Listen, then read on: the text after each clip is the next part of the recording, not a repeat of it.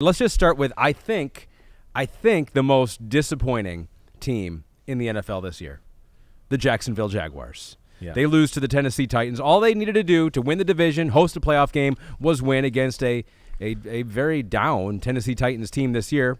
28-20 was the final score. They lost 5 of their last 6 games. Last year, remember, they won 5 games to get into the postseason, won a postseason game. Almost beat the Chiefs.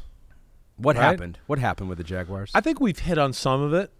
I think we saw it today, right? You know, it's the defense, of course, hasn't been good. Okay, we've talked about their front four, not getting pressure, doing that type of stuff, right? You know, I think the shock today was the fact that, you know, it's Ryan Tannehill.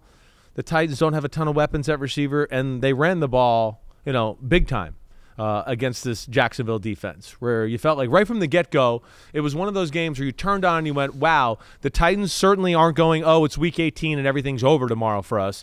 You could tell they were playing with some intensity and some ferociousness. And honestly, early on, if you really just went blank slate and go, who's the team playing for a playoff spot, I think you would have said the Tennessee Titans, really, honestly. You know, and that's where Vrabel's dangerous. But the Jaguars, I think, with the way the defense had been playing, right, the Tennessee Titans came out, running the ball, some trick plays, right? They did some things to kind of jumpstart their momentum and get going, which I think is a great job by Mike Vrabel. It's why he's one of the best head coaches in football, in my opinion. And then, you know, defensively, it's the Jaguars are one-dimensional, like we talked about a few times in the podcast the last few weeks. The O-line is not the same as last year, right? There's been issues there. They haven't been able to run the ball all year. They've been one of the poorer teams in protecting the passer to go along with that, let alone I don't think their system is like crazy creative. So when you couple those issues together with not a crazy creative system, Vrabel's good at breaking stuff down like that, where he goes, wait, there's not one area they really stress us in.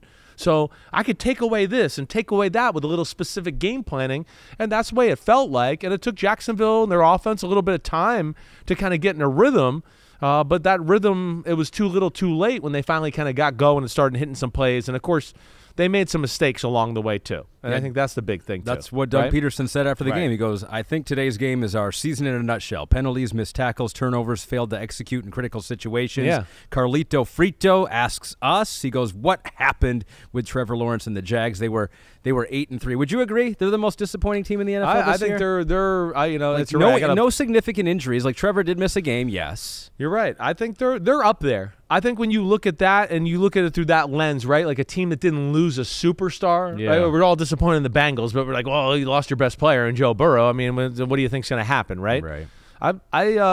I don't disagree with you in that statement. I'm trying to look here to see if there's anybody else that would fit there. Everyone else had a major injury. I think you're exactly right. Yeah. I think I'd put them in that category, right? I think the Eagles are probably heading towards that category as we speak too here with, you know, losing 5 out of the last 6. But yeah, definitely disappointing. Yeah. You know, and just a team that had such great expectations throughout the year. And hey, today, Trevor, there's too much on Trevor. That would be my big thing too. I will say get into that. I will say this. Yeah. And I know that's what you said too. And even Devin McCourty, I'll take you behind the curtain again. Yeah, I'm taking a lot of people behind the curtain here. Yeah. He said, he was like, would you pay him? Would you pay Trevor Lawrence? Right. You know, because that decision's coming up here for him. Yeah. And there were some throws in this game where it's just like, his ball sailing on him. And there were other times where I mean, I'm not the quarterback guru like you, but there were times where I'm like, could he extend that play a little bit more? It seems like he gives up on some plays a little early. Don't I don't forget know. He's been beat up. That's true. Don't forget he didn't practice the last 2 weeks. It's gone 2 weeks. I mean, he was a game-time decision today, right? Yeah. So I think if we look back at the year with Trevor Lawrence too, and you go through the quarterbacks and go, wait, guys who played through the year who were the most beat up, I mean, we had Trevor injuries probably 3 different times during the year. Yeah. You know, right? I think we had the knee twice and a shoulder. So I think that, again, goes into they had to throw the ball too much. They couldn't run the ball, control the line of scrimmage that way. For them to make plays, he had to hang in the pocket and kind of just take the shots. I would pay Trevor Lawrence. There's no doubt in my mind he's one of the 10 best quarterbacks in football.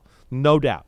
I think he's special. Did he miss a few throws today? Sure. Would you like to see him hit Calvin Ridley deep down the middle right at the end of the football game? Yes. Had a little pressure, throw the ball high in the air, guaranteed the completion. Don't try to be so perfect with it is what I would say. Yeah. He threw the 2 interceptions. Only one was his fault, right? The first one was Evan Ingram in his hands, and Ingram kind of bobbled it and then knocked it up in the air. It became intercepted that way. The second one was his fault. And then, yes, you talked about it. There was a few throws like slot out routes where I think he's trying to be safe, and he lost control of it to where it looked too safe. It was like, well, you didn't give the guy a chance, right? But I think that was the big thing all in all. And, yeah, really felt like Tennessee kind of outplayed them throughout the day.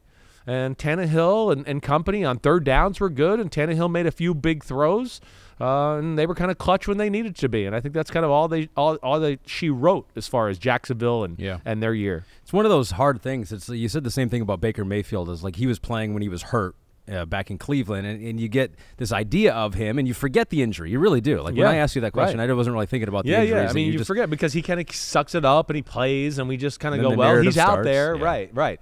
But all in all, he's a super talented guy. He is. And, Christian Kirk got hurt during the year. That hurt them. Took him a little while to get Calvin Ridley going. I still think it's a bright future. They got to get the O-line figured out. They got to get their D-line figured out as well. They got to find another pass rusher. Whether they re-sign Josh Allen, we know the first-round pick, Trayvon Walker, he's a good football player. Do they feel like he could take the next step next year to where he could be one of the best pass rushers in football, right? Or do they have to go out in free agency and go, we got to get another pass rusher, and then we like Trayvon, he does a lot of different things on our defensive line, and we don't need to just make him a pass rusher all the way. We'll see where it goes. But like you said, disappointing year and scary. Division matchup, Titans end of the year. It's a Vrabel-coached football team. Ryan Tannehill realizes it's his last game. I'm sure, this wasn't your normal, like, hey, the year's over practice week, right? Tannehill, I think, probably had a little edge. Derrick Henry, they feel like, oh, wait, it might be his last game in Tennessee. And the team and the organization kind of rallied around those guys a little bit. Yeah, Pete notes here that in our top 40 and your top 40 quarterback countdown, 8 of the 9 top quarterbacks were from the AFC. And we said at the time, one's going to miss the playoffs. In the end, only 3 of those AFC quarterbacks made the playoffs. Josh Allen, Lamar Jackson. Yeah. Mahomes. And Mahomes. Yeah, Mahomes. Sorry. Yeah, Mahomes. Yeah, sorry. I forgot. I forgot number 1 on your list. Right. Lawrence got hurt. Herbert got hurt. They didn't make it. I mean, Deshaun Watson, technically is in the playoffs. He made it, so maybe it's 4. You got to remember, too. Remember the Titans punter dropped the ball. That gave the Jaguars a short field goal one time, right? So the Titans dropped a third down pass one time with Moore going over the middle. That was going to be a big play, and he didn't get it there. Again, I know the game was 28-20, but it was one of those where I think we all in the viewing room felt like Tennessee controlled the game for the most part.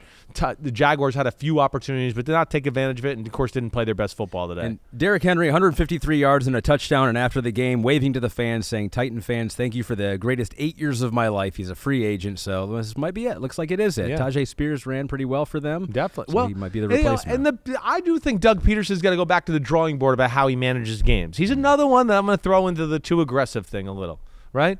Again, 4th and 7, they go for it. At one point, kick a field goal. There's a little too much of that for them. I'm just going to say that. I know that I'm not always in the popular opinion as far as that, and I know you disagree with me in a lot of that stuff. And I'm not saying I'm right.